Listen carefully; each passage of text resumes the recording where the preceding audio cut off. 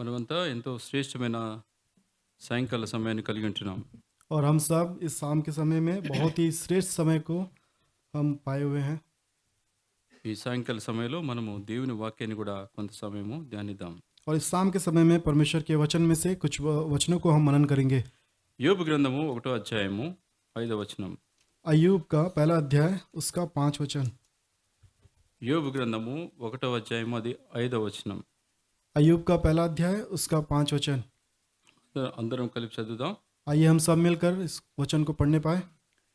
వారి వారి जब విందు भोज దినములు के పూర్తి दिन కాగా पूरे యోబు తన हो కుమారుల जाते, పాపము तब చేసి तब తమ अय्यूब హృదయములో उन्हें बुलाकर దేవుని पवित्र దూషించలేమో అని करता और बड़े వారిని भोर को పిలువనంపించి उठकर उनकी వారిని गिनती के పవిత్రపరిచి अनुसार होम बलि चढ़ाता అరుణోదయమున था, లేచి क्योंकि వారిలో अय्यूब सोचता ఒక్కొక్కరి था నిమిత్తము దహన బలులు कदाचित मेरे అర్పించుచూ వచ్చెను. लड़कों में पाप యోబు करके परमेश्वर को నిత్యము छोड़ दिया అలాగు हो। చేయుచుండెను. इसी रीति से अय्यूब सदैव किया करता था। చివరి మాట నాతో కలిపి చెప్పండి. యోబు నిత్యము అలాగు చేయుచుండెను.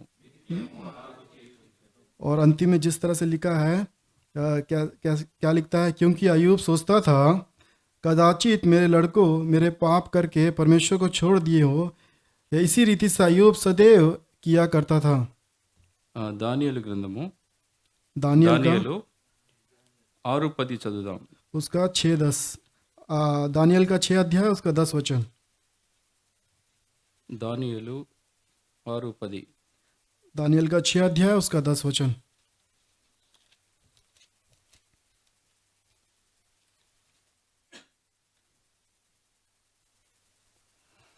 అందరూ కలిపి చదువుదాం.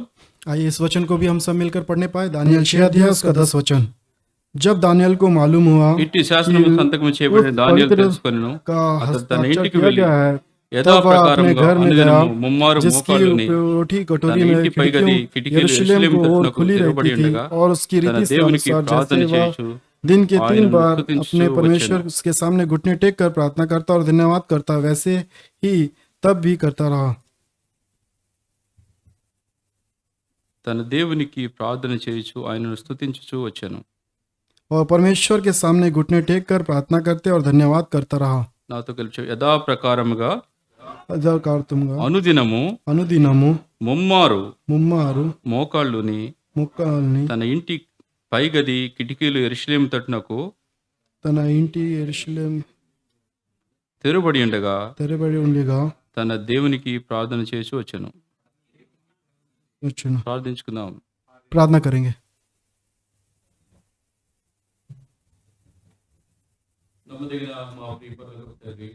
సాయంకాల సమయంలో నీతిమంతులు తండ్రి అయిన యెహోవా నామమును బట్టి యథార్థవంతులు ఆనందగానము చేయాలని నీవు యథార్థవంతుడవు నమ్మదగిన వాడవు. నేను ప్రభా మా కొరకు నేను ప్రభా సమస్తమును నిర్వహించున్న మా తండ్రివి కాబట్టి నేను నీ సన్నిధిలో చేరి మేము సంతోషముతో ఆనందముతో నిరంతరము స్తుతించాలని కీర్తించి పాడిపోవడాలని ప్రభా మీరు మాకు తెలియజేస్తూ వచ్చినందుకు వందనములు.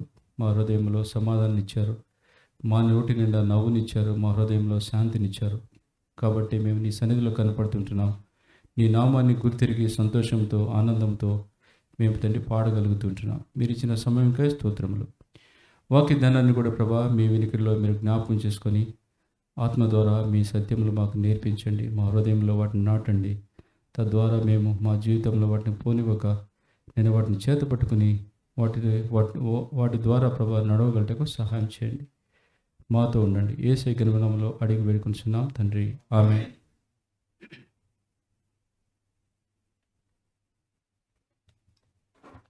విశ్వాసికి భూమి మీద ముగ్గురు శత్రువులు ఉన్నారు. और एक विश्वासी को इस धरती पे 3 उसके शत्रु होते हैं। విశ్వాసికి లోకంలో ముగ్గురు శత్రువులు ఉన్నారు. ఎవరు చెప్పండి? और एक विश्वासी को 3 शत्रु इस संसार में रहते हैं, वे कौन है आप बताइए? చెప్పగలరా? क्या आप बता सकते हैं? ఒకటి सबसे पहला శరీరం, ఇంకా शरीर। అన్న చెప్తున్నాడు, మీరు ఎవరు చెప్పలే. ఒకడు సాతాను, पहला शैतान है, రెండోది శరీరము, और दूसरा शरीर है, మూడోది లోకము. और तीसरा संसार। విశ్వాసికి ఈ ముగ్గురు శత్రువులు. और एक विश्वासी को 3 शत्रु है, వీరిని మనం జయించాలి. और इससे हम जय पाना है। బైబిల్లో వీటిని జయించిన వాళ్ళు ముగ్గురు ఉంటున్నారు. और बाइबल में इससे जय पाने वाले 3 व्यक्ति को हम देख सकते हैं। లోకాన్ని ఎవరు జయించారు? और इस संसार को किसने विजय पाया? నోవాహు లోకం మీద నేరస్థాపన చేసినట్లు వాక్యంలో చూస్తుంటున్నాం. और नूह के जीवन में हम देखेंगे यह संसार से वे प्रबल हुआ करके हम देख सकते हैं।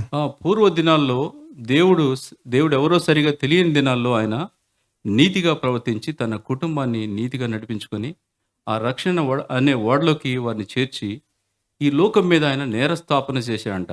और हम देखेंगे पुराने समय पे हम देखेंगे जब परमेश्वर को नहीं जानने के समय पे भी नूह के जीवन में हम देखेंगे उस समय पे एक धर्मी का एक नाव को बनाता है जिसमें उसके पूरे परिवार को इकट्ठा कर कर वह इस तरह से उस नाव में वह ले जाता है ఆయన లోకాన్ని జయించాడు. और उसने इस संसार से वह जय पाता है। తర్వాత సాతాన్ని ఎవరు జయించారు? और उसके बाद शैतान के ऊपर कौन जय पाता है? యోబు సాతాన్ని జయించాడు. और अय्यूब शैतान के ऊपर जय पाता है। సాతాను దేవుని సన్నిధిలో నుంచి పర్మిషన్ తీసుకొని వచ్చి యోబుని అనేక విధాలుగా చిత్రహింసలు పెట్టడం ప్రారంభించింది. और हम देखेंगे शैतान परमेश्वर से अनुमति लेकर अय्यूब को सताने के लिए उसके पास आता है। సాతాను చేయాల్సిందంతా కీడంతా చేశాడు యోబుకి. और शैतान जो भी कार्य करना था अय्यूब के जीवन में पूरा कार्य को उसने किया। కానీ సాతానుడు యోబు గ్రంథంలో 1వ అధ్యాయం 2వ అధ్యాయంలోనే కనపడతాడు, కానీ దాని 37 అధ్యాయాలు ఉన్నాయి. ఇక తర్వాత ఎక్కడ కనపడు? 1-2 అధ్యాయాల తర్వాత కనపడ్డు. और हम देखेंगे अय्यूब के पहला दूसरा अध्याय में ही शैतान को हम देख सकते हैं। बाकी 37 अध्याय है, वो पूरे बाकी अध्याय में हम उसको नहीं देख सकते। సాతానుడు ఏమి చేసినా కానీ సాతానుడు ఎట్లయినా సరే యోబుతోని దేవుని దూషించే విధంగా చేయాలని, దేవునికి వ్యతిరేకంగా మాట్లాడేలాగా చేయాలని ఎన్ని ప్రయత్నాలు చేసినా ఆయన పెదవుల నుండి దేవుని దూషించడం రాలేదు. और हम देखेंगे शैतान कितना भी उसने अय्यूब के जीवन में प्रयत्न करने के बावजूद भी हम देखेंगे अय्यूब के मुंह के द्वारा परमेश्वर को अपराध बातें उसके मुंह से कुछ भी नहीं निकला। ఆయన అన్ని సందర్భాల్లో దేవుని స్తుతించాడు అంతే. और वे देखेंगे हर समय परमेश्वर का उसने धन्यवाद दिया। ఆ విధంగా సాతానుడు ఆయన జీవితం నుంచి పారిపోయాడు. और वैसे ही उसके जीवन से शैतान चला जाता है। మరి శరీరాన్ని ఎవరు జయించారు? और शरीर के ऊपर कौन जय पाता है? ఎవరు? దానియేలు. दानियल శరీర విషయమైన జయాన్ని సాధించిన వాడుగా కనపడతా ఉంటున్నాడు. और हम दानियल के जीवन में देखेंगे शरीर के ऊपर उसने जय पाता है। ఏ విధంగా జయించాడు? और किस तरह से वे जय पाता है? రాజు భోజన బల్ల మీద ఉండే ఆ విస్తారమైన తిండి పదార్థాలు కానీ రాజుకు ఉన్నటువంటి ఆ భోగభాగ్యాలకు సంబంధించిన తిండిని ఆయన తినడానికి ఇష్టపడలేదు, కానీ తను అపవిత్రపరచుకొని వాటిని తిని అపవిత్రపరచుకోకూడదనుకొని ప్రత్యేకపరచుకొని తాను పవిత్రంగా ఉంచుకోవాలి, తన శరీరాన్ని పవిత్రంగా ఉంచుకోవాలని వాటికి దూరంగా పారిపోయాడు. हम दानियल के जीवन में देखेंगे राजा का उस मेज में हम देखेंगे बहुत सारे अच्छे चीज होने के बावजूद भी उसने सोचा कि मैं इसको खाने के द्वारा मेरे जीवन में अपवित्र हो जाऊंगा करके उस भोज से वे अलग होकर अपने आप को वो पवित्र करता है। ఈ సాయంకాల సమయంలో దేవుని బిడ్డలంగా మనము కొన్ని హెచ్చరికలు తీసుకొని ఇక్కడి నుంచి వెళ్దాం. और हम इस शाम के समय में परमेश्वर के बच्चे होने के नाते कुछ चेतावनियों को हम परमेश्वर से लेकर हम यहाँ से जाने पाए। మనం మొదటిగా యోబు గ్రంథం 1:5 చదివాం. हमने सबसे पहले अय्यूब का पहला अध्याय उसके 7 वचन को हमने पढ़ा। యోబు నిత్యము అలాగు చేయుచుండెను అని ఉంది. और हम देखेंगे अय्यूब सदा वैसे ही करता रहा। నిత్యము ఏం చేస్తా ఉన్నాడు ఆయన? और ये सदा काल ये क्या कर रहा है? నిత్యము తన బిడ్డల పక్షంగా ఆయన ఒక యాగం చేస్తా ఉన్నాడంట. और हम देखेंगे सदैव वह अपने बच्चों के लिए वह प्रार्थना कर रहा है। వారి తరపున ఆయన బలులు అర్పించి స్తుతి యాగం అర్పిస్తా ఉన్నాడు. और हम देखेंगे उनके लिए होम बलियों को चढ़ाते हुए उनकी स्तुति कर रहा है। ఈ రాత్రికాల సమయంలో మీరు నాతో చెప్పండి, దేవుని బిడ్డలంగా అనుదినము నేను. इस रात के समय पे आप मेरे साथ बोलिए इस अनुदिनम नेनु। ఇంటర్వ్యూస్లో అడుగుతుంటారు, నువ్వేం చేయగలవని అడుగుతారు. और हम घर में जाके बस इस तरह से बोलेंगे तुम इंटरव्यूज में जब हम जाएंगे तो उसके पूछते हैं कि तुम क्या कर सकते हो। అలాగే విశ్వాసుడిగా నీవు అనుదినం ఏం చేస్తావు? और इसी तरह से विश्वासी होने के नाते आप प्रतिदिन क्या करते हो? మనం దేని గురించి ధ్యానించబోతున్నాం అంటే అనుదినము నేను. और आज क्या हम मनन करने वाले हैं कि हम प्रतिदिन हम क्या करते हैं? చెప్పండి, అనుదినము నేను. हम दिन प्रतिदिन क्या करते हैं ఏం చేయాలో ఈ వాక్యంలోంచి మనం చూద్దాం. और हम क्या करना चाहिए इस वचनों में हम मनन करेंगे। యోబు గ్రంథంలో ఆయన నిత్యము అలాగు చేయుచుండెను. और अय्यूब के अध्याय में देखेंगे वह सदैव ऐसे ही किया करता है। ఆయన నిత్యము స్తుతి యాగం అర్పిస్తా ఉన్నాడు. और हम देखेंगे सदैव वह स्तुति का जो भेंट है वह चढ़ा रहा है। స్తుతి యాగం అర్పించేవాడు దేవుని మహిమపరచున్నాడంట.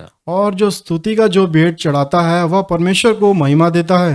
ఒక మనుషుడు దేవుని ఏ రీతిగా మహిమపరచగలడు? और एक मनुष्य परमेश्वर को कैसे महिमा दे सकता ఒక है? మనుషుడు దేవుని ఏ రీతిగా గణపరచగలడు? और एक मनुष्य परमेश्वर को किस तरह से वह महिमा दे सकता है? ఇంట్లో ఉన్న సామాన్లు లేదంటే ఆస్తిపాస్తులు ఇచ్చి దేవుని గణపరచగలడా? और घर के जो सामान को देकर परमेश्वर को वह आदर दे सकता है क्या? ఏమి దేవునికి ఇవ్వగలం మనం? हम परमेश्वर को क्या दे सकते हैं? స్తుతి యాగం అర్పించేవాడు దేవుని మహిమపరచున్నాడు. और जो स्तुति का भेंट जो हम परमेश्वर को चढ़ाते हैं इसके द्वारा हम परमेश्वर की महिमा देते हैं। మనము అనుదినము ఏవోలే అలాగు చేయుచుండాలి.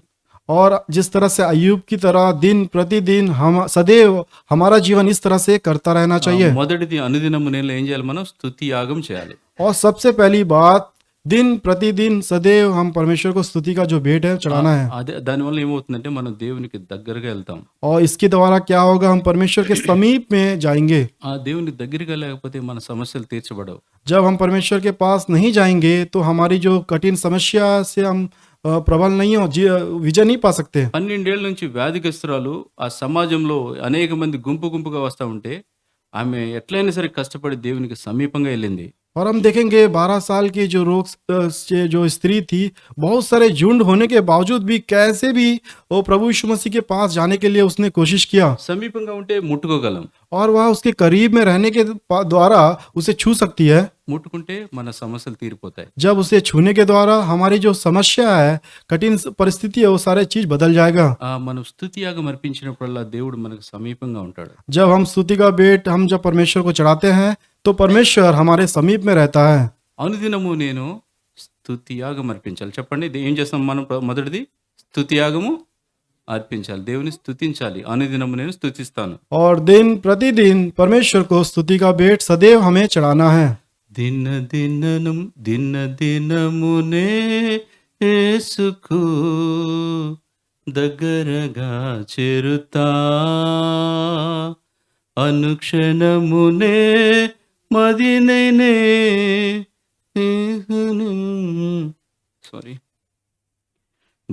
దినమునే యేసుకు దగ్గరగా చేరుతా, అనుక్షణంబు యేసునే నా మదిలో కోరతా. ఆ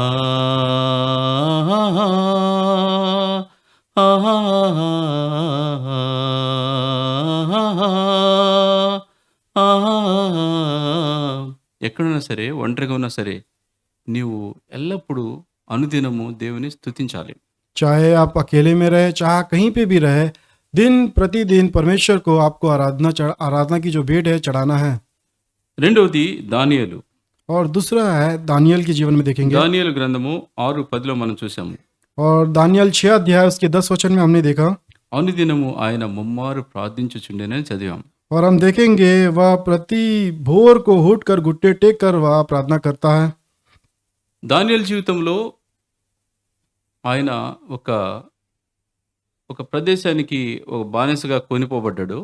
और हम देखेंगे दानियल के जीवन में एक प्रदेश के लिए एक बंदी के रूप में वह भेजा गया। కానీ ఆయన ప్రార్థన, ఆయన చేసినటువంటి విజ్ఞాపనలు దేవుని సన్నిధిలోకి ఎంత బలంగా వెళ్ళినాయంటే ఆయన్ని ప్రధానమంత్రిగా దేవుడు చేశాడు ఆయన్ని. और हम देखेंगे उसकी प्रार्थना विनती करने के द्वारा परमेश्वर ने एक प्रधानमंत्री के समान उसे बना दिया। ఒక వ్యక్తి బానిసగా వెళ్ళినాడు, ప్రధానమంత్రి అయిపోయాడు. और हम देखेंगे एक व्यक्ति एक बंधुआई में जाने के बाद किस तरह से वह राजा बन जाता है। అంటే ప్రార్థన ప్రాముఖ్యమైంది. और इस तरह से प्रार्थना है बहुत ही प्रामुख्य चीज है। ప్రార్థన విజయాన్ని ఇవ్వాలి. और ये जो प्रार्थना है विजय देता है। ఎలాంటి ప్రార్థన చేస్తున్నాము? और हम किस तरह की जो प्रार्थना कर रहे हैं। దానియేలు ప్రార్థన మనం ఒకసారి ధ్యానిద్దాం. और दानियल की प्रार्थना को एक बार हम स्मरण करेंगे ఆయన ప్రధానమంత్రి అయ్యిండి కూడా మోకాళ్ళ మీద ముమ్మారు ప్రార్థించాయంట. और हम देखेंगे वह प्रधानमंत्री होने के बाद भी और दिन में 3 बार घुटने टेक कर वह प्रार्थना करने ఏ लगा। దేశానికి ప్రధానమంత్రి ఆయన? और वह किस देश का वो प्रधानमंत्री था? ఇండియా ప్రధానమంత్రి మోడీ. और इंडिया का जो प्रधानमंत्री है मोदी है। అమెరికాకి ఇంకొక ఆయన. अमेरिका में एक और है। కానీ దానియేలు 120 సంవత్సరాలకు ప్రధానమంత్రి. और लेकिन दानियल के जीवन में देखेंगे 120 देशों का वह అంటే प्रधानमंत्री था। లోకానికే ప్రధానమంత్రి ఆయన. और ये पूरे उस 20 लोगों का लोग के लिए वह प्रधानमंत्री ఆయన था। ఏం చేశాడు? మోకరించి ముమ్మారు ప్రార్థించాడంట. और हम देखेंगे घुटने टेक कर 3 बार वह प्रार्थना करता था। ఎందుకు మన ప్రార్థనలు ఆన్సర్ దొరకట్లేదు? और हमारे प्रार्थनाओं का उत्तर क्यों नहीं मिल रहा है? మనం ఆ ప్రార్థన యొక్క విశిష్టత సరిగా అర్థం కాదు మనకి. हमारे जो प्रार्थना का विषय हमें कई बार समझ में नहीं आता है। దానియేలు ప్రార్థన కనుక మనం ధ్యానిస్తే अगर हम दानियल की प्रार्थना को अगर एक बार स्मरण ఆయన करें तो యెరూషలేము వైపు కిటికీలు తెరిచి మోకరించి ముమ్మారు ప్రార్థించిననుంది. और दानियल के जीवन में देखेंगे यरूशलेम की ओर देखते हुए खिड़कियों को खोलकर घुटने टेक कर वह प्रार्थना करता है। ఇంకా దానియేలు 9:3 రాయబడింది. और उसके आगे में हम देखेंगे दानियल के अध्याय उसका 9 अध्याय उसके 3 वचन में। ఆయన మనసు నిబ్బరం చేసుకుని ప్రార్థించాడంట. और हम देखेंगे मन को गिड़गिड़ा कर वह प्रार्थना कर रहा था। 10-12లో ఆయన తను తగ్గించుకొని ప్రార్థించాడంట. और हम 10 दानियल के 10 अध्याय उसके 12 वचन में देखेंगे वह अपने आप को कम नम्र कर कर वह परमेश्वर से प्रार्थना कर रहा था। ఎలాగ ప్రార్థిస్తున్నాం? और हम किस तरह से परमेश्वर को प्रार्थना कर रहे हैं? అనుదినము నేను ప్రార్థించేదనని చెప్పాలి. हम दिन प्रतिदिन हम परमेश्वर को प्रार्थना कर रहा हूँ करके करना। దానియేలు వలె ముమ్మారు ప్రార్థించేదను. और दानियल के समान हम दिन में 3 बार परमेश्वर से प्रार्थना करना है। ఎందుకు దానియేలు యెరూషలేము తట్టు కిటికీలు తెరిచినట్టుగా ప్రార్థించాడు? और दानियल क्यों यरूशलेम के खिड़कियों को खोलकर उसकी ओर देखते हुए प्रार्थना किया? ఎటు చూసైనా ప్రార్థించొచ్చు కదా. और किसी भी तरह से देखकर वह प्रार्थना कर सकता था। ఎవరైనా చెప్పగలరా? और कोई भी इस तरह का बता सकता है? అది వాక్యానుసారంగా ఆయన అలాగ చేయాలి కాబట్టి ప్రార్థిస్తా ఉన్నాడు. और वो वचन के अनुसार इस तरह से करना है करके वो वैसे ही प्रार्थना कर रहा था। అది పితరుల దగ్గర నుంచి ఆయన నేర్చుకున్నాడు. और हम देखेंगे वो पुरानियों पितरों के समय से वो जाना उसी तरह से वो करते रहा। సమూయేలు మందిరాన్ని నిర్మించినప్పుడు और सामुएल जब भवन को बना रहा था ఆ మందిరాన్ని ప్రారంభోత్సవం దినాన और प्रारंभ के दिनों में ఆయన శ్రేష్టమైన ప్రార్థన చేశాడు. और उसने श्रेष्ठ प्रार्थना उसने किया। ఆ ప్రార్థనలు ఏమని ప్రార్థన చేశాడో తెలుసా? और किस तरह से उसने प्रार्थना किया? దేవా నువ్వు గొప్ప దేవుడవు, మహాకాశములు పట్టజాలనవాడు అని చెప్పాడు. और हे पिता आपने आकाश और पृथ्वी की रचना किया आपने। ఆ ప్రార్థనలో ఒక భాగం ఏంటంటే, और उस प्रार्थना का एक भाग क्या है? దేవా ఒకవేళ ఈ ప్రజలు నిన్ను విస్మరించి నీకు ఎదురు తిరిగి ఒకవేళ ఈ ఈ దేశం నుండి వారు నలుమూలల పారిపోయి ఉంటే, हाँ हे पिता अगर ये प्रजा आपको अंगीकार ना कर कर इस संसार को छोड़ इस जगह को छोड़कर वे यहाँ से चले गए तो వారు ఒకవేళ బుద్ధి గ్రహించి తప్పు తెలుసుకొని యెరూషలేము తట్టు తిరిగి ఈ దేవాలయం తిరిగి ప్రార్థించిన యెడల వారిని క్షమించి సమకూర్చి దేశానికి తీసుకొని రా. हाँ अगर वे इस स्थान को छोड़कर यरूशलेम की ओर देखते हुए आपकी ओर मुड़ेंगे तो आप उन्हें बचा लीजिए और उनकी रक्षा कीजिए करके उसने प्रार्थना किया। మొదటి రాజులు 8:30-35 వచనాల మాటలు చూడగలం. हाँ पहला राजा उसका 8వ అధ్యాయము 8 अध्याय 30 వచనంలోను 35వ వచనంలోను ఆ మాటలు చూడగలం. और 30-35 वचन में इस बात को हम देख सकते हैं। వారు అందుకే యెరూషలేము తట్టు తిరిగి వారు ప్రార్థన చేస్తా ఉన్నారు. और इसीलिए वे यरूशलेम की ओर देखकर वे प्रार्थना कर रहे हैं। యథార్థమైన ప్రార్థన, और ये हम देखेंगे बड़े यथार्थ के साथ उसने प्रार्थना किया। పట్టుదల కలిగిన ప్రార్థన, और हम देखेंगे गिड़गिड़ा कर उसने प्रार्थना किया। మనసు నిబ్బరం చేసుకొని చేసే ప్రార్థన। और हम देखेंगे दीन होकर उसने प्रार्थना किया। తన స్థాయిని మర్చిపోయి ఆ మహోన్నతుడైన దేవుని ఎదుట ముమ్మారు మోకరించి ప్రార్థిస్తా ఉన్నాడు. और हम देखेंगे वह अपने स्थान को छोड़कर और परमेश्वर को सामने में घुटने टेक कर 3 बार उसने दिन में उसने परमेश्वर से प्रार्थना किया। రెండోది అనుదినము నేనేం చేయాలా? ప్రార్థించాలి. और दूसरी जो बात है दिन प्रतिदिन हम परमेश्वर को प्रार्थना करना है। ఎలాగ ప్రార్థించాలో కూడా చూసాం. और हम किस तरह से प्रार्थना करना है इस बात को भी हमने मनन किया। 119వ కీర్తన 148 తీసిన వాళ్ళు చదవండి. 119వ కీర్తన 148వ వచనం. भजन संहिता 119 अध्याय उसका 148 148 वचन తీసిన వాళ్ళు ఉమ్, ఉమ్. मेरी आंखें रात के एक एक पर से पहले खुल गई कि मैं तेरे वचन पर ध्यान करूं। నీ వాక్యము నేను ధ్యానించుటకై तेरे वचन को मनन ध्यान करने के लिए। నా కన్నులు రాత్రి జాము కాకమునిపై తెరుచుకుందును. और मेरी आंखें रात के एक एक पर से पहले खुल गई। కన్నులు తెరుచుకుంటే ఏం చూస్తా ఉన్నాయి? और जब उनकी आंखें खुल गए तो उसने क्या देखा? అనుదినము మీ కళ్ళు తెరవగానే ఏం చూస్తారు? और जब आप प्रतिदिन जब अपने आंखों को खोलने के बाद आप क्या देखते हैं? ఆ? సూర్యుని చూస్తారు, ఇంకా सूरज को देखते हैं। ఆ? వాక్యం చూస్తారు, ఇంకా వాట్సాప్. చెప్పండి కదా, సత్యం చెప్పండి కదా. వాట్సాప్ చూస్తారు కొంతమంది, కొంతమంది యూట్యూబ్ చూస్తారు, కొంతమంది సోషల్ మీడియాలో ఏమన్నాయో చూస్తారు. कुछ लोग व्हाट्सएप देखते हैं, దేవుని कौन వాక్యం यूट्यूब देखते చెప్తుంది, हैं। దేవుని వాక్యం ఏం చెప్తుంది? నా కన్నులు రాత్రి జాము కాకమునిపై తెరుచుకుందును నీ వాక్యమును ధ్యానించుటకై. परमेश्वर का वचन कहता है, मेरी आंखें रात होने से पहले तेरे वचन को मनन करने और ध्यान करूं। దేవుని వాక్యాన్ని ఇట్లా చూసి ఉన్నదున్నట్టు అక్షరాలా చదివేస్తే ఏం అర్థం కాదు. और परमेश्वर के वचन जिस तरह से लिखा है वैसे ही पढ़ लेंगे तो हमें कोई फायदा नहीं है, దాన్ని ధ్యానించాలి. और उसे हमें मनन करना है। ధ్యానిస్తే అనేకమైన సంగతులు బయలుపరచబడతాయి. जब हम उसे ध्यान करते हैं, मनन करते हैं, उसके अंदर में कई सारे भेदों को हम उससे समझ पाएंगे। రాత్రి కాకముందు అంటే ప్రతిదినం రాత్రి వస్తుంది. అనుదినము మనం ఏం చేయాలంటే మన కళ్ళు తెరవగానే వాక్యాన్ని ధ్యానించే విధానం అలవర్చుకోవాలి. और हमारा दिन प्रतिदिन रात होने से पहले हमें इस तरह का आदत को हमारे जीवन में डालना है कि Example- हमारे आंखों को परमेश्वर के वचनों को मनन करते रहना और ध्यान करना। ఎగ్జాంపుల్ ఇందాక చూసాం మనం. और एग्जाम्पल हमने कुछ देर से पहले हमने దానియేలు देखा। ఎందుకు యెరూషలేము తట్టు కిటికీలు తెరిచి చూస్తా ఉన్నాడు? और दानियल क्यों यरूशलेम की खिड़कियों को खोलकर उसकी ओर देख रहा था? దాన్ని ధ్యానించినప్పుడు తెలుస్తుంది మనకి. जब हमें उसे मनन करेंगे, ध्यान करेंगे, तब उसके बारे में हम जान దాని पड़ेगा, యొక్క సత్యాలు మనకు అర్థమవుతాయి. और उसके बारे में उसका सत्य को हमें जान पड़ेगा। అనుదినము మనము మన కళ్ళు తెరవగానే వాక్యాన్ని ధ్యానించాలి. और हमारे प्रतिदिन जब हमारे आंखों को खोलते हैं परमेश्वर के वचनों को हमें मनन करना है। 3 సంగతులు చూసాం. हमने 3 विषय को मनन किया। చెప్పండి. మొదటిది सबसे पहला बात बताइए आप। అనుదినము నేను. दिन प्रतिदिन। చెప్పొద్దు. అనుదినము నేను అనగానే మీరు ఏం చేస్తారు చెప్పండి. అనుదినము నేను స్తుతించెదను. ఓకే, అనుదినము నేను. రెండోది दिन प्रतिदिन मैं स्तुति करूंगा। అనుదినము నేను. రెండోది दिन प्रतिदिन मैं प्रार्थना करूंगा। दूसरा ఎట్లా ప్రార్థిస్తాం? कैसे దానియేలు వలె, प्रार्थना करेंगे? దానియేలు వలె दानियल के समान మోకరించి घुटने टेक कर ముమ్మారు 3 बार ప్రార్థించాను. प्रार्थना किया।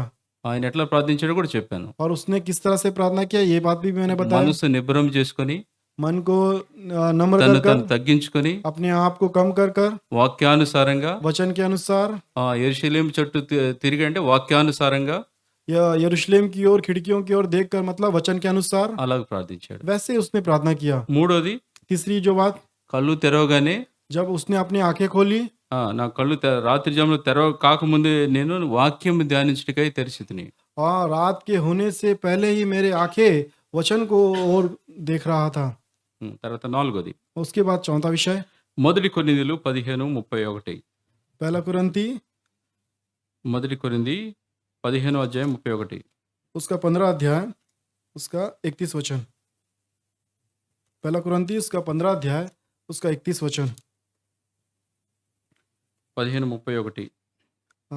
पहला कुरिन्थी 15 अध्याय उसका 31 वचन। అందరం కలిసి చదువుదాం. आइए हम सब సహోదరులారా, मिलकर पढ़ने पाए। हे సహోదరులారా, भाइयों, మన ప్రభువైన मुझे उस యేసుక్రీస్తునందు మిమ్మల్ని घमंड గూర్చి की నాకు కలిగి ఉన్న श्राप से అతిశయం जो చూడు. हमारे मसीह నేను यीशु में దినదినము मैं చనిపోవచ్చున్నాను. तुम्हारे विषय में करता हूँ कि मैं प्रतिदिन मरता हूँ। ఇది చాలా కష్టం కదా. ये बहुत ही कठिन बात है। ఇప్పుడు వరకు చెప్పాం అనుదినం నేనని ఏ చెప్పినా బాగున్నాయి. हाँ, अभी जो बात हमने किया दिन प्रतिदिन ऐसा मैं करूंगा, ये बहुत अच्छा था। ఇక్కడ పౌలు చెప్తా ఉన్నాడు, అనుదినము నేను చనిపోవచ్చున్నాను. और यहाँ पे पौलुस कहता है कि मैं प्रतिदिन मरता रहता हूँ। ఎవరైనా చనిపోతారా ప్రతిదినం? हाँ, और ऐसा कोई मर जाता है प्रतिदिन? ఒక వ్యక్తి చనిపోయాడంట. एक व्यक्ति इस तरह से मर जाता है ఆయన్ని మనం ఫ్యూనరల్ చేయడానికి తీసుకెళ్తాం కదా. और उसे हम फ्यूनरल करने के लिए इस तरह से लेके जाते हैं। ఒక గాడ్ సర్వెంట్ తీసుకెళ్లి అక్కడ ప్రార్థన చేస్తా ఉన్నాడు. और एक प्रभु के दास उसको लेकर उसको वहां पे सामने प्रार्थना कर रहा था। ఆయన బాడీని దానిలో పెట్టారు అనమాట లోపల. और हम देखेंगे उसकी जो बॉडी को उस बॉक्स में रखा गया था ఆయన ఆమెనలోగా ఇంకొకడు లోపల దిగేసి ఉన్నాడంట. और उस आमीन बोलने से पहले ही उसके अंदर एक और व्यक्ति उसमें चल गया था ఆ! ఒకడు లోపల దిగేసి చెప్తా ఉంటున్నాడంట. और एक व्यक्ति उसके अंदर जाकर इस तरह से कह रहा था ఆయన పేరేదో ఉంది ఒకటి. और उस भाई का एक कुछ नाम था అరే రాజన్న, రాజన్న हाँ, हे राजन्ना राजन्ना మనిద్దరం కలిసి ఎన్నిసార్లు తాగాంరా? हाँ हाँ, हे भाई हम दोनों मिलकर कितने बार हमने ఏ दारू पिया నువ్వెంత మంచోడురా और तू तो कितना बहुत ही अच्छा है అని ఒక బాటిల్ తీసాడంట, సారా और బాటిల్. ऐसा बोलकर एक दारू की बोतल उसने निकाला కొంచెం తాగన్నా, और थोड़ा सा ये भाई थोड़ा सा पी ले करके इस तरह से कह रहा है కొంచెం తాగ, నేను ప్రేమతో ఇస్తున్నానన్నా. हाँ थोड़ा सा पी ले भाई मैं प्रेम के साथ इस दारू को दे रहा నేను हूँ ప్రేమతో కొంచెం తాగి మళ్ళా చనిపోవన్నా అని చెప్తున్నాడంట. और बोलता मैं प्रेम से दे रहा हूँ थोड़ा सा दारू पी के फिर से दोबारा तू मर जाना ऐसा करके कहता है దినదినము చనిపోవాలి.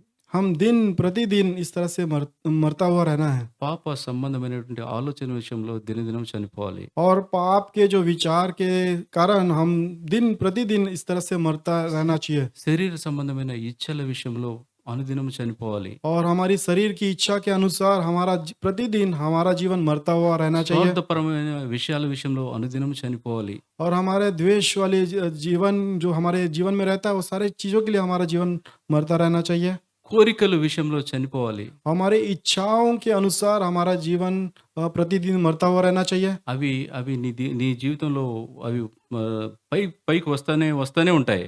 और वे चीज आपके जीवन में हमारे जीवन मेरे जीवन में वो प्रतिदिन वो बढ़ते रहता है వాటన్నిటిని చంపేస్తూ ఉండాలి. और हमें प्रतिदिन उसे मारते मारते मारते जाना चाहिए ఆ విధంగా అనుదినము నేను చనిపోచున్నాను.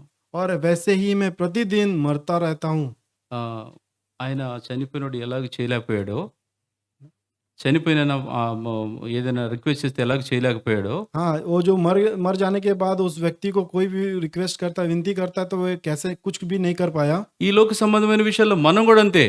और इस संसार में कोई भी चीज क्यों ना हो हम भी हाँ हमारा भी जीवन ऐसी होना चाहिए అందం చూసినప్పుడు కూడా మనం అంతే అనుకోవాలి, నేను చనిపోయిన వాడిని. और जब हम सुंदरता को देखते हैं तो इस तरह से सोचना चाहिए कि मैं मरा हुआ हूँ ఈ లోకం అనుసరించే సోషల్ మీడియా విషయాల్లో నేను చనిపోయిన వాడిని. और इस संसार के जो सोशल मीडिया को जब देखता हूँ तो मुझे लगना चाहिए कि मैं मरा हुआ हूँ చనిపోయిన వాడు ఎలాగ చేయలేడో మనం కూడా అంతే. और जो मरा हुआ व्यक्ति किस तरह से कुछ भी नहीं कर सकता है మన वैसे ही हमारा भी जीवन होना चाहिए మనం చెప్పగలమా? क्या हम इस तरह से कह सकते हैं అప్పుడే మనల్ని చూసిన వారు వీరు నిజమైన దేవుని బిడ్డలని చెప్తారు. तब जो संसार के लोग हमें देखेंगे तब इस तरह से कह सकते हैं यही है जो मसीह के बच्चे हैं అప్పుడే మనల్ని చూసిన వారు ప్రభువుని నమ్ముకుంటే మంచిది, మన జీవితాలు కూడా ఇలా అవుతాయని అంటారు. तब वे इस तरह से सोचेंगे हाँ हम प्रभु यीशु मसीह को अंगीकार करेंगे तो हमारा भी जीवन इस तरह से हो जाएगा करके वे सोचेंगे చెప్పండి, అనుదినము నేను हाँ बोलिए दिन प्रतिदिन చనిపోచున్నాను. प्रतिदिन मैं मरता रहता हूँ పాప విషయంలో చనిపోచున్నాను, और पाप के कारण मैं मरता हूँ నీతి విషయంలో జీవించుచున్నాను. और धार्मिकता के कारण मैं जीवित रहता हूँ ప్రతి నీతి అనే విషయంలో నేను జీవిస్తూ ఉంటాను. और प्रति धर्मी चीजों के लिए मैं जीवन व्यतीत करता हूँ ఏదైనా నీతి ఉందంటే దానిలో నేను జీవించుంటాను. और चाहे कोई भी धर्मी चीज है तो उसके लिए मैं जीवन व्यतीत करूंगा పాప విషయంలో ఆ పెట్టెలో పెట్టిన వాడితో సమానం నేను. और पाप के लिए जो मरा हुआ पेटी के समान जो मरा हुआ है उसके समान मेरा जीवन है ఆఖరిది చివరిది और अंतिम में एक और बात లూకాసు వార్త 9:23.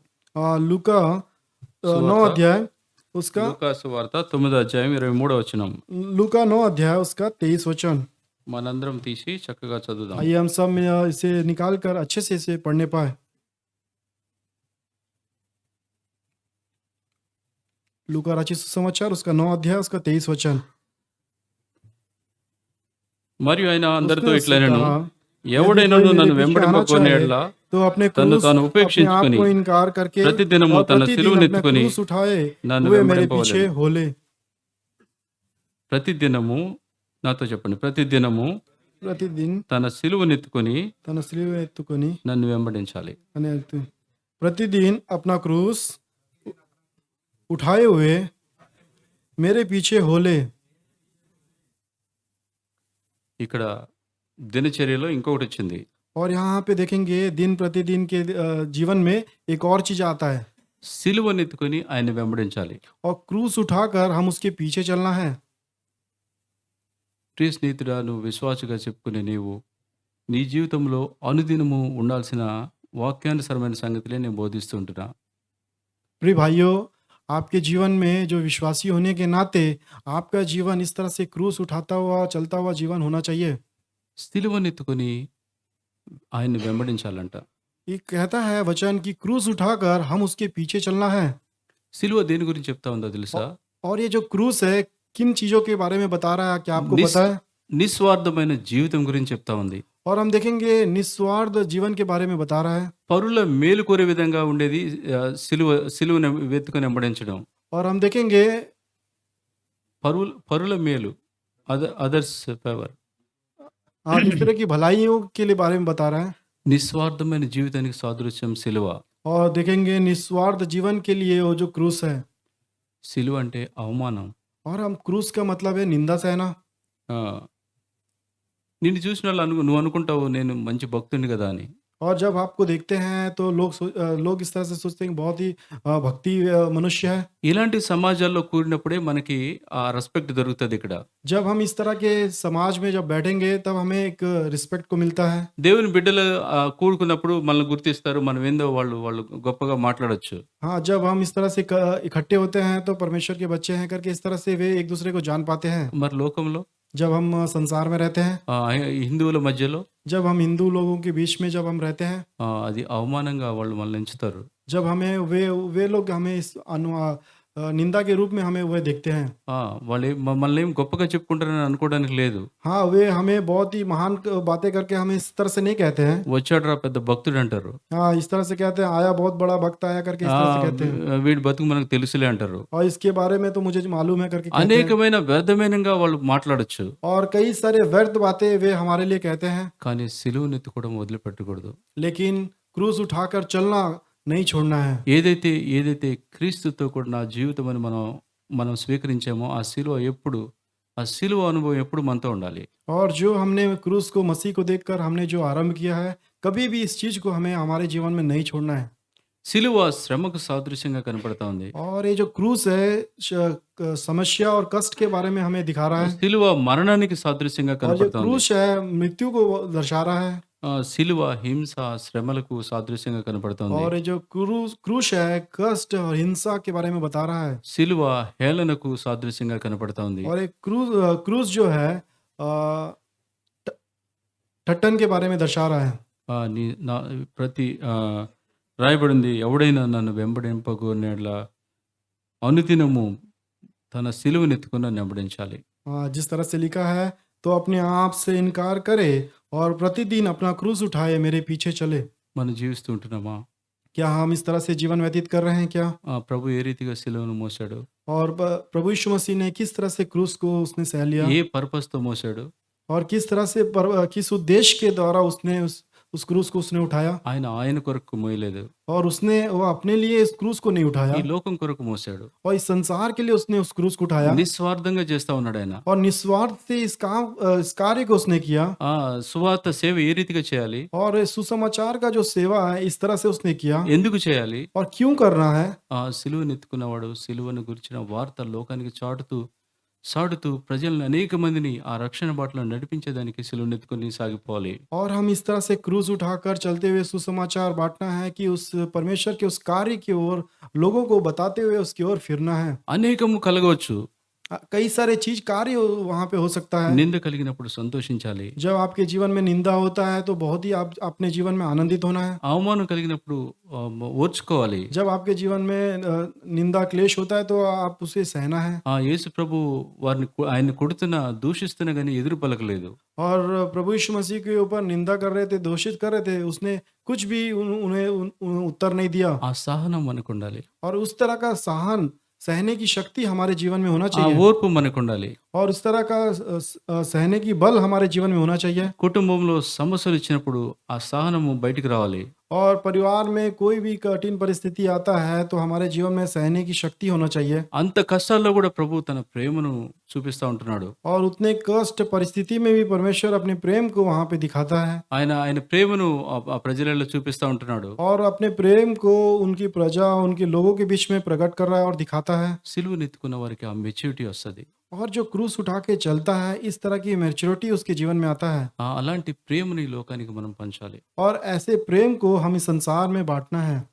అపోస్తలుడైన పౌలు చెప్తా ఉంటున్నాడు, నేను ఈ లోకానికి సిలువ వేయబడ్డానని. और संत पौलुस कहता है कि मैं इस क्रूस के लिए मारा गया हूँ। ఆయన లోకమంతా ఎళ్లి సువార్త ప్రకటిస్తా ఉంటే ఆయనకి మెప్పేం కలగలేదు.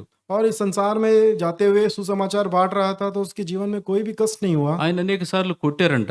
और उससे कई बार लोगों ने उसे मारा भी, అనేక కష్టాలు పడ్డాడు ఆయన. कई सारे कष्ट को उसने सह लिया। లోకం ఆయన సిలువకు అప్పగించినట్లుగా సిలువ వేయబడిన వాడి వల్లే అయిపోయాడు. और हम देखेंगे संसार में देखेंगे क्रूस में चढ़ाए हुए समान उस लोगों ने उसे उस तरह से संसार में छोड़ दिया। అయితే అపోస్తలుడు పౌలు ఏం చెప్తున్నాడు తెలుసా? लेकिन संत पौलुस क्या कहता है मालूम है? నేను లోకమునకు मैं इस संसार के लिए లోకము నాకు और संसार मेरे लिए సిలువ వేయబడి ఉన్నాం. क्रूस में चढ़ाया गया हूँ। దాని ఉద్దేశం ఏందో తెలుసా? इसका उद्देश्य क्या है मालूम है? లోకం మనల్ని పిలిచి సిలువ వేయొచ్చు. हाँ, संसार में हमारे लिए वो क्रूस में चढ़ा सकते हैं, మనం చెప్పాలి నేనే నిన్ను సిలువ వేస్తున్నాను. और हम कहना है कि मैं ही उस क्रूस में चढ़ाता हूँ, నీకు నాకు సంబంధమే లేదు. और आपको और मेरा कोई संबंध नहीं है। నోవాహు ఆ దినాల్లో లోకాన్ని జయించాడు. और नूहा के जीवन में देखेंगे उस समय में संसार के ऊपर उसने विजय पाया, ఆయన చెప్పే నీతి మాటలు ఎవరికి నచ్చలేదు. और उसने जो धर्मी बातें बताया किसी को भी उस बात को पसंद नहीं आया। సంవత్సరాల తరబడి చెప్తా ఉన్నాడు, వర్షం వస్తుంది, జల ప్రళయం వస్తుంది, మునిగిపోతారు, ఈ ఓడలోకి రండి అని చెప్తా ఉంటున్నాడు. और सालों बर सालों इस तरह का प्रचार करता रहा कि आंधी तूफान आएगा, जब आप सब डूब जाओगे करके बताया, लेकिन किसी ने उसकी बात को नहीं सुना, ఎవరు వినలేదు. और कोई भी इस बात को नहीं सुना।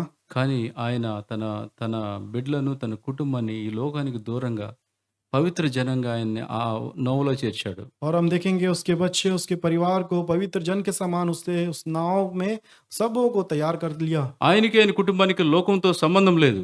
और उसे और उसके परिवार के द्वारा उस संसार से उसे कोई मतलब नहीं था। లోకమంతా మునిగిపోతా ఉంటే ఆయన కుటుంబం మాత్రమే ఆ రక్షణ ఓడలో ఉన్నారు.